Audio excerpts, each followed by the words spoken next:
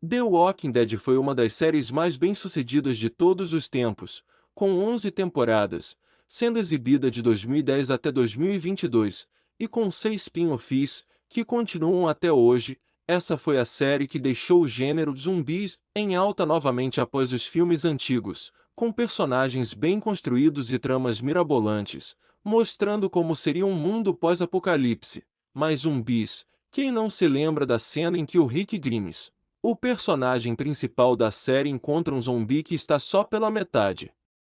Ou mesmo a horda de zumbi que ele dá de cara no primeiro episódio, ou mesmo os grandes vilões que conheceram o lado cruel do Rick, como o governador que foi uma pedra no caminho do nosso querido Rick, ou mesmo Negan que foi um dos vilões mais brabos de The Walking Dead, responsável pelo fim trágico de Glenn Hay.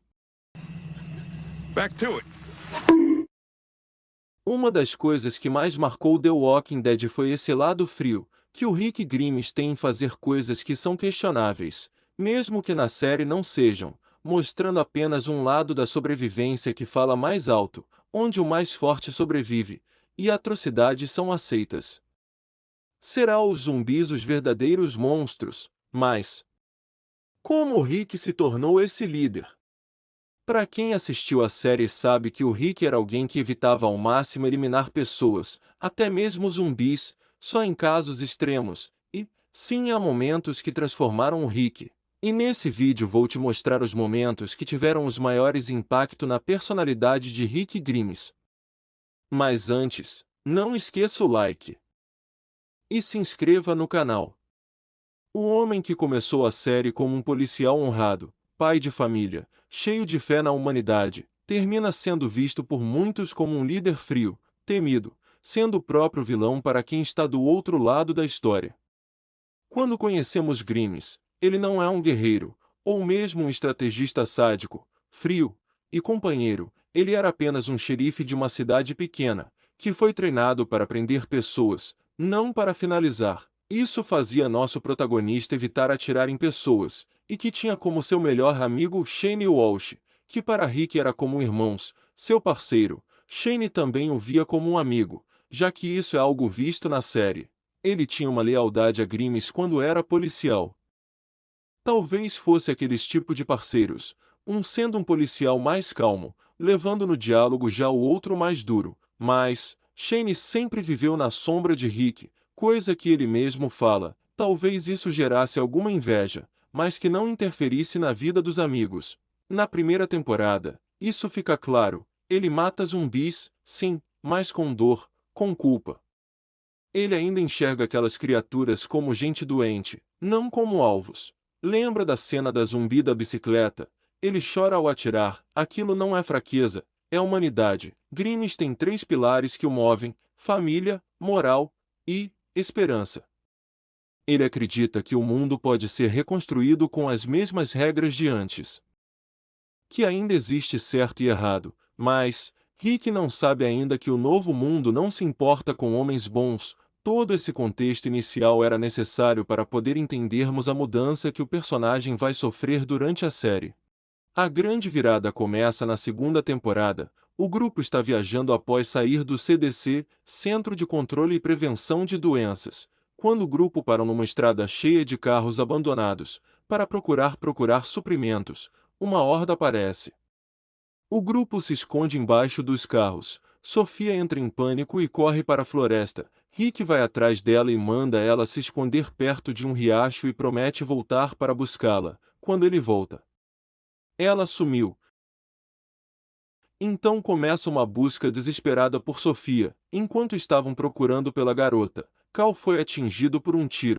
Então Rick e Shane são levados até a fazenda do dono da terra, Herschel Green, que por sorte deles era veterinário e tinha um conhecimento médico.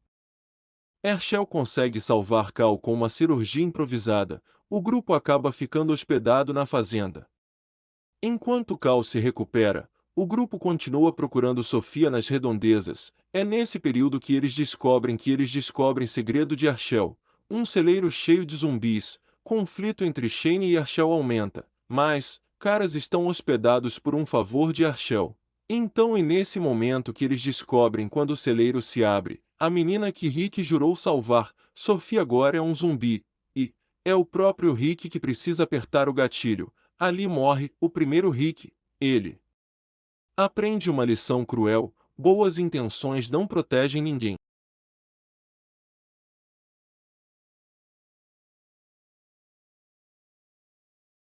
Shane o amigo. Logo depois vem Shane, que viu o retorno de Rick como uma ameaça, já que isso iria fazer ele perder Lori, a esposa do Rick, que achava que ele estava morto.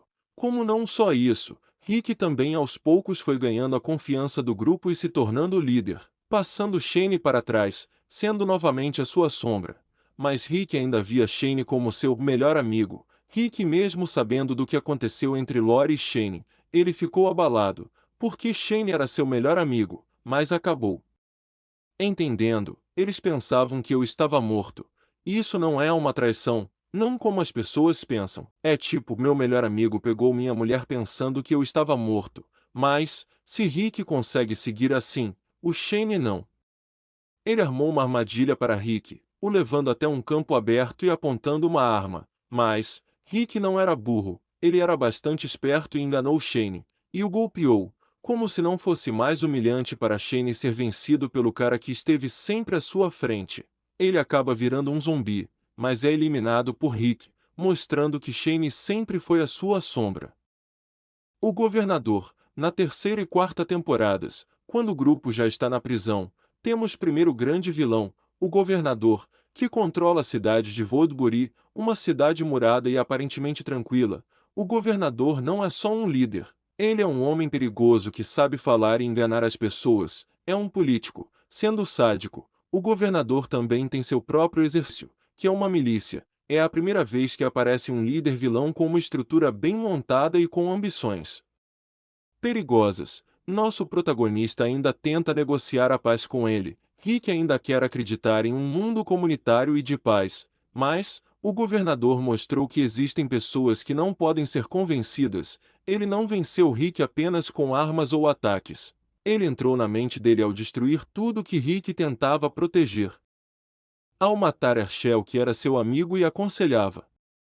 Ele fez isso diante de seus olhos, arrancando a uma voz de equilíbrio e humanidade que ainda guiava suas decisões, mesmo que o Rick tenha pessoas ao seu lado que fariam isso. Ele destruiu a prisão e isso abalou Rick. Aquele era o seu lar, a sua casa, e existe uma regra que todo homem entende: nunca destrua a casa de um homem. Porque quando o governador atacou a prisão, ele não atacou um lugar, e sim o seu lar. Ele atacou o próprio Rick. E como um ladrão invadir sua casa, e você encontra essa pessoa, isso é uma das piores sensações que você vai ter, é isso. Como também mostrou que um líder pode começar querendo proteger seu povo e terminar se tornando um ditador. O governador se tornou o primeiro grande inimigo que ele enfrentaria. Isso fez deixa de pensar como xerife e passa a pensar como um comandante de guerra, um líder duro. Mas, mesmo assim, ainda resta humanidade em Rick. Ele ainda hesita. Ainda sente culpa. Terminus, santuário para todos. Terminus é o ponto sem volta. Depois da queda do governador, o grupo de Rick acaba se separando. Glenn e Tara seguem os trilhos de trem. E vêm umas placas. Terminus, santuário para todos. Glenn decide seguir e ir até lá, por Maggie. Tara não tenta o impedir, e decidem seguir juntos. Isso fará cada núcleo começa a seguir os trilhos. Quando Glenn e Tara finalmente chegam a Terminus, são recebidos com hospitalidade e comida. As pessoas parecem calmas e organizadas, um santuário como é descrito. Mas, algo parece errado. Glenn e Tara percebem coisas estranhas, uma vigilância constante sobre eles, pessoas agindo estranhamente, estranhas. Cercas de arame, e isso parece bom demais para ser verdade. Eles são rendidos pelas pessoas armadas do santuário, há algo de errado, e encontram outros membros do grupo. Maggie, Sasha, Bob Stoke, Abraham, Rosita, Eugene Porter e agora Glenn e Tara.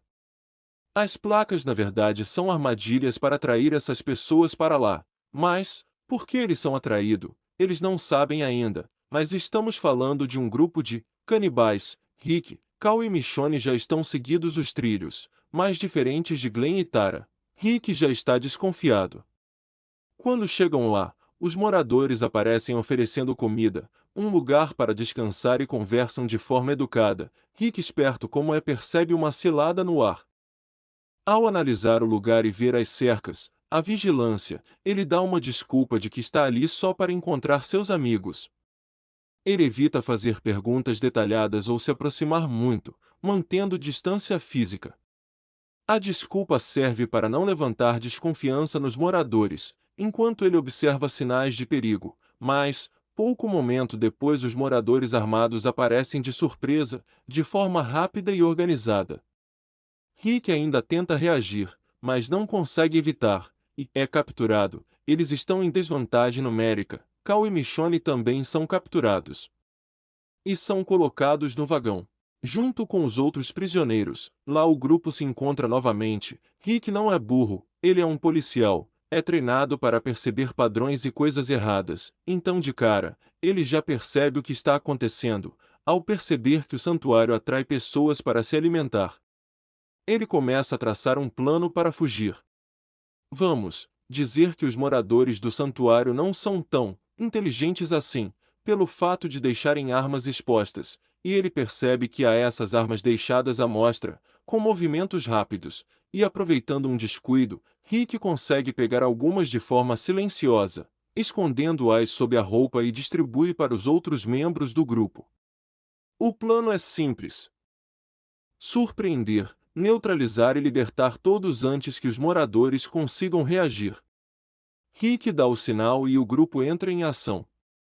Ele inicia com ataques rápidos e precisos, mirando os moradores mais próximos para quebrar a linha de defesa, abrindo os vagões trancados, libertando o grupo. O choque e a confusão desorganizam completamente os moradores de Terminus, mostrando sua fragilidade diante da sua própria crueldade. Aqui vemos como Rick mudou. Por que agora? Ele não tenta negociar, não tenta fugir silenciosamente, decide destruir Terminus completamente. Quando o caos começa, Rick dá fim a moradores sem hesitação, não demonstra piedade, não vê mais os inimigos como pessoas, mas como ameaças que precisam ser contidas e eliminadas. Ele age com eficiência militar, não é descontrole. É decisão. Quando o grupo é tratado como gado, Rick entende que o mundo não é mais inocente. Depois da fuga, ele executa inimigos sem nem remorso. Não há tribunal, não há democracia. Surge o Rick do nós contra todos. Esse já não é o policial do primeiro episódio. É um líder, um alfa protegendo seu bando. Mas Rick mudaria mais ainda. Ele será moldado, forjado na sobrevivência e em um mundo de predadores.